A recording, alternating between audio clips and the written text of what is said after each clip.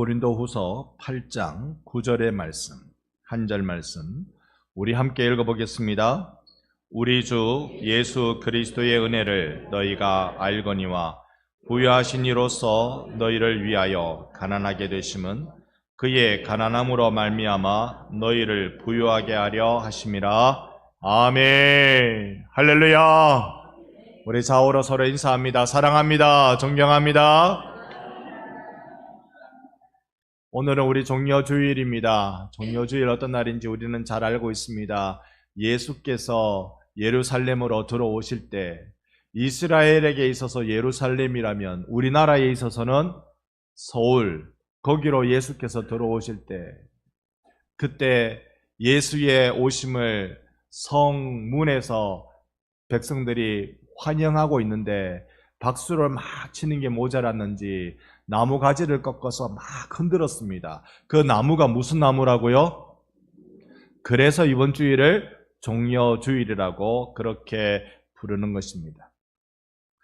이 종려주일은 저에게 이런 감동이 있습니다. 제가 제일 좋아하는 분을 소개해 드릴 수 있기 때문에 감동입니다. 제가 이분 때문에 살았고 이분 때문에 살아가고 이분 때문에 살 것이기 때문에 그래서 이분을 소개하는 것이 저의 사명인 줄 알기에 제가 제일 기쁜 날 중에 하나입니다.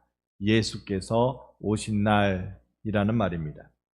여러분, 자녀들이 부모에게 부탁할 때가 있습니다. 그리고 나이 든 자녀일수록 부탁 한번 하는 게 어렵습니다. 그저 자녀가 나이가 들면 날 위해 고생하신 부모님 잘 도와드려야 되지라는 생각을 하는데 살다 보니 이런 일 저런 일 생겨서 아쉬운 소리를 안 해야 되는데 하게 될 경우가 생기죠. 그럴 때 부모는 어떻게 합니까? 예를 한번 들어볼까요? 아버지, 제가 어떻게 하다 보니까요 이번에 꼭 500만 원이 필요합니다. 이리저리 다 내가 준비하고 마련하고 해봤는데 500만 원이 모자랍니다. 혹시 아버지 좀 도와줄 수 있습니까? 그렇게 하면 여러분들은 이 자리에 계신 아버지들은 어떻게 하시겠습니까? 도와주려고 하시겠죠?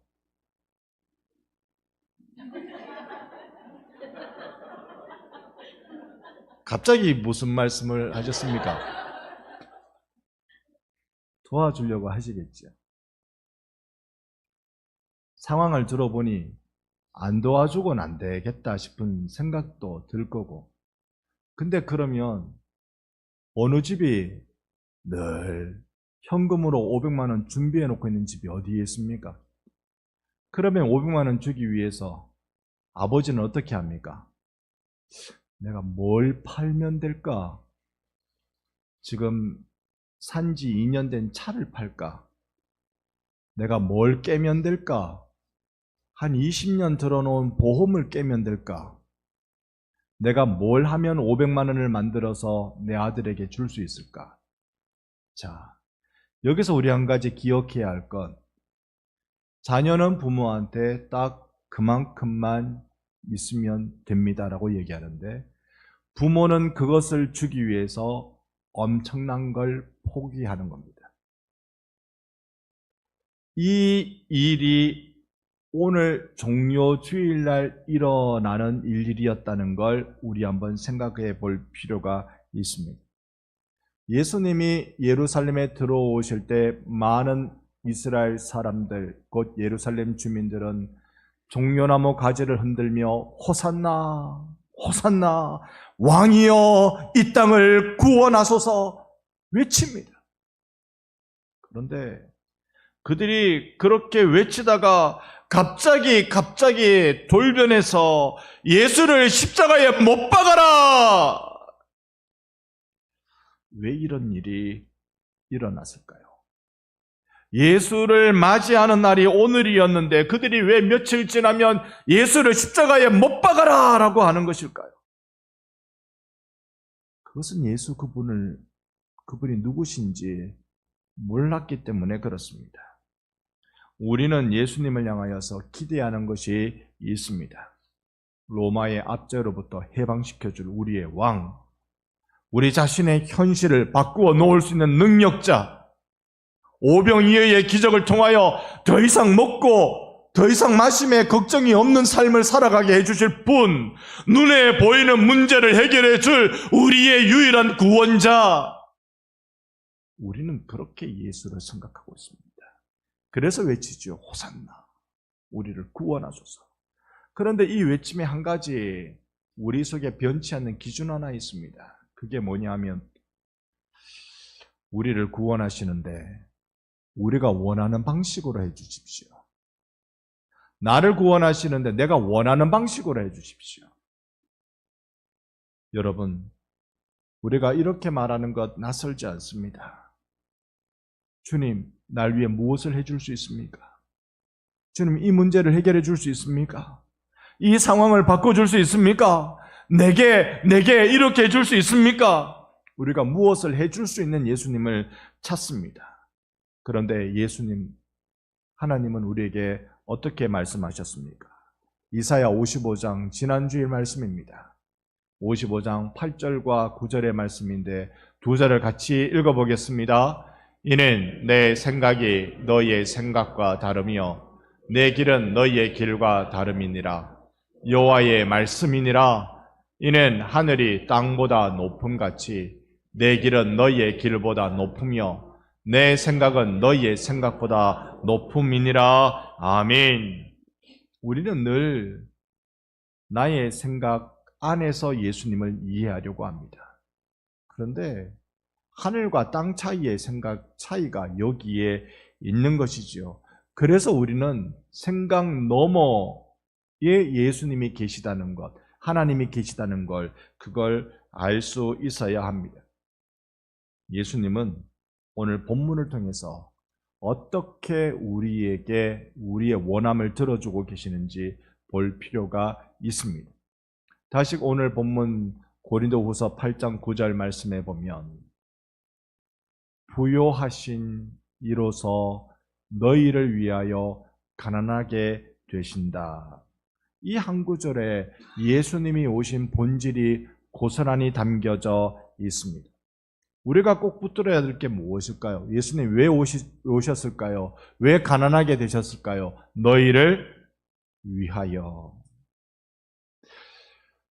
하나님이신 예수님께서 왜 우리 가운데 오셨는고 하니 너희를 위하여. 예수님의 오심은 우연히 나를 방문하신 것이 아닙니다. 예수님은 분명한 목적을 가지고 나에게 찾아오십니다. 이 시간 예배 가운데도 예수님은 분명한 목적으로 여러분 가운데 오시는 것입니다. 그런데 그 방식이 놀라운 것이에요. 예수님은 부유한 분이시잖아요. 가난한 우리를 위하여서 오셨습니다. 가난한 우리를 부유롭게 하기 위해서 예수님이 어떻게 되셨다고요? 가난하게 되셨다. 여러분 이것 이해가 되십니까?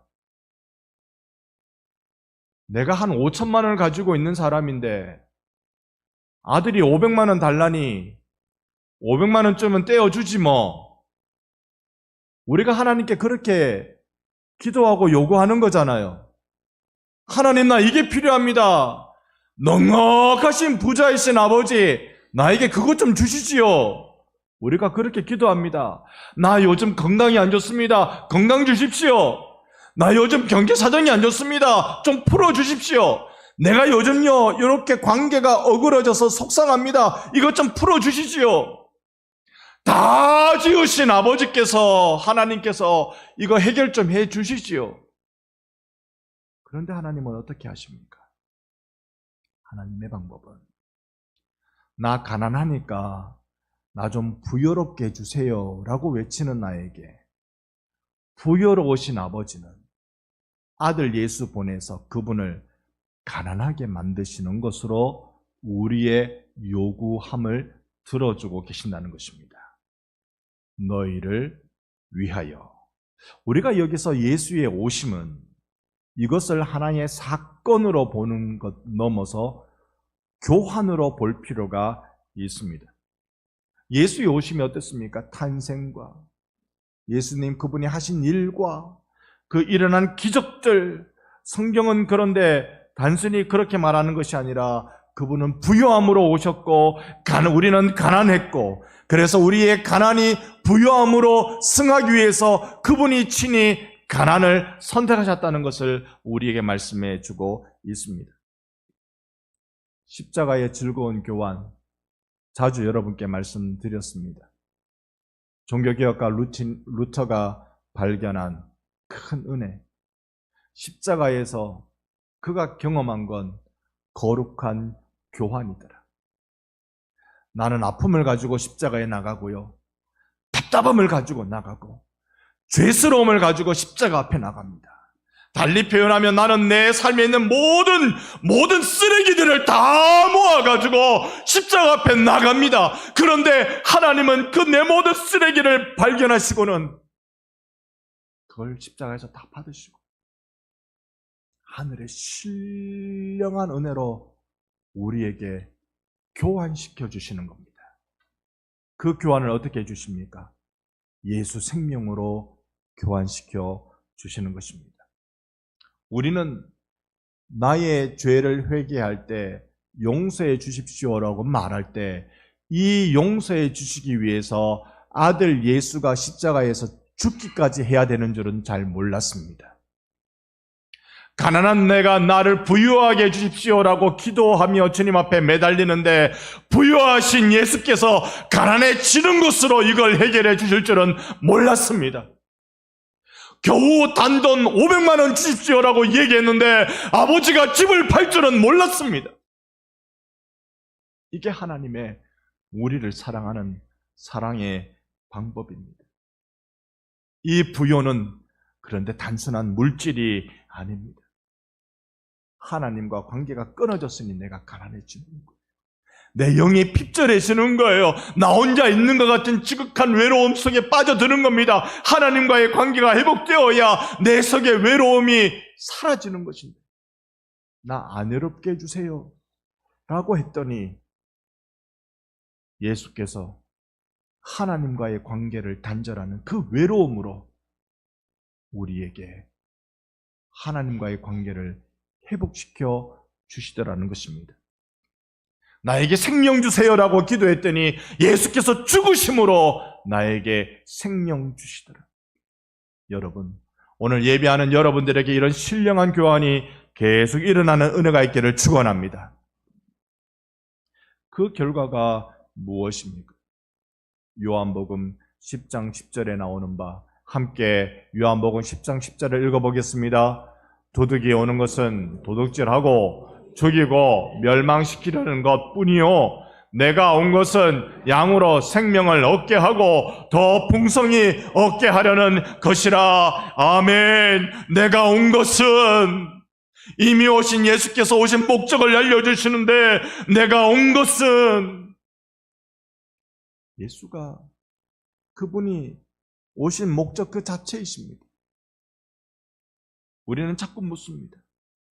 주님, 나에게 무엇을 해줄 수 있습니까? 주님, 나에게 이거 풀어줄 수 있어요? 나 이거 해결해 줄 수 있어요? 그렇게 주실 수만 있다면 제가 한 3일 금식 기도라도 한번 해볼게요. 나 이거 해결해 줄 수 있으면 내가 한 100일이라도 새벽 기도 한번 나가볼게요. 그런데 그렇게 묻는 우리들에게 예수님이 하시는 말씀이 무엇인가 하니 내가 왔다. 내가 왔다. 오늘 예수께서 여러분 앞에 계신 줄 믿습니다. 내가 왔다. 예수 오심이 큰 선물이지요. 그 결과가 예수께서 내게 오심에 대한 결과가 뭐냐 하면 생명을 얻게 하고 더 풍성하게 얻게 하려는 것이라. 끊어졌던 관계가 예수로 회복되는 일을 경험하게 됩니다. 더 풍성히, 풍성함이란 말은 넘침입니다. 상황이 완벽해서가 아니라, 환경이 좋아져서가 아니라 예수 그분이 내 안에 오셨기 때문에 그런 것입니다.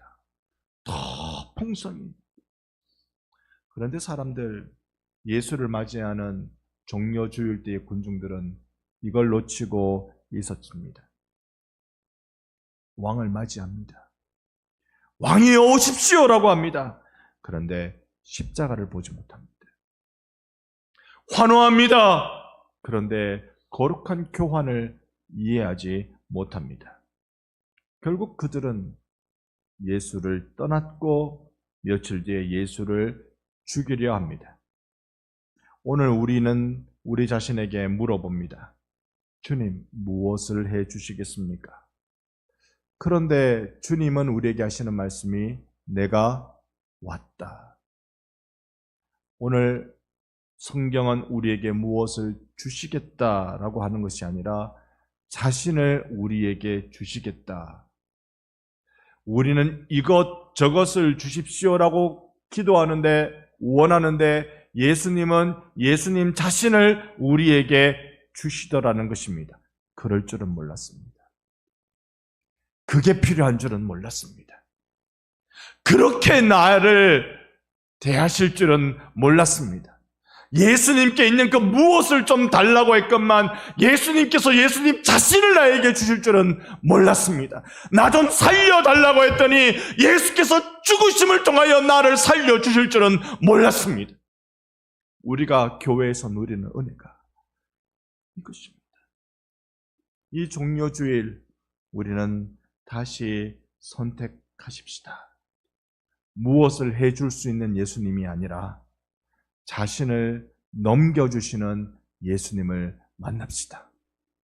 예수님은 단 한 번 죽으심으로 우리를 구원하기 위하여 이루실 모든 일 충분하게 이루신 줄로 믿습니다. 딱 한 번 2000년 전 십자가의 죽으심으로 완벽하게 다 이루실 수 있는 분이십니다. 하지만 상상으로, 가정으로 만약에 예수께서 또 죽으셔야 된다면 오늘 내가 가지고 있는 가난한 나를 부욕해 해 주십시오라고 요구하는 생명 없는 죽음의 나를 살려주시고 생명 주십시오라고 요구하는 나에게 예수께서 또 십자가에 죽으셔야 된다면 예수께서 죽으시겠어요? 안 죽으시겠어요? 어떠실 것 같아요? 아니 물론 2000년 전 한 번 죽으시는 것으로 다 충분합니다. 그걸로 다 됐습니다. 그런데 만약에 또 필요하다면, 그런 일 없지만 또 필요하다면 어떻게 하실 것 같아요? 그게 아버지 사랑입니다. 오늘 우리는 성찬에 참여하게 됩니다. 저는 한국교회 성찬에 변화를 가져와 보고 싶은 마음이 간절하기도 합니다. 대부분 조금 원래의 성경과는 좀 반대로 하는 게 좀 있는 것 같아요. 재료의 문제에 있어서. 원래의 성경은 예수님이 떡을 나누시다 할 때 이 떡은 누룩이 들어간 떡일까요? 안 들어간 떡일까요? 맛있는 떡일까요? 고생의 떡일까요? 맛없는 고생의 떡입니다. 누룩을 넣지 않은 떡입니다. 우리가 지금 나누는 떡은 누룩이 들었습니까? 안 들었습니까? 누룩 든 달달한 떡입니다. 재료에 제가 조금 불만이 있습니다. 예수님이 성찬식 때 사용하는 포도주는 술일까요? 주스일까요? 예수님 당시에 최후의 만찬 때 사용하신 포도주는 술일까요? 주스일까요? 술입니다. 원어로도 술로 되어 있습니다. 그런데 우리는 주스를 줍니다. 안 그래도 술 못 마시는데 주스 줍니다. 그러나 한 가지, 우리가 재료를 오늘날에 맞게 조금씩 다르게 변형했지만 딱 한 가지, 이걸 나에게 주시는 건 예수께서 생명을 떼어주시는 거라는 것. 예수님의 몸과 예수님의 피는 내게 생명으로 다가온다는 것. 이거 하나는 우리 잊지 말았으면 좋겠습니다. 하나님께서 예수를 우리에게 내어주실 때 뭘 주고 싶어 하셨을까요? 요한복음 3장 16절 말씀입니다.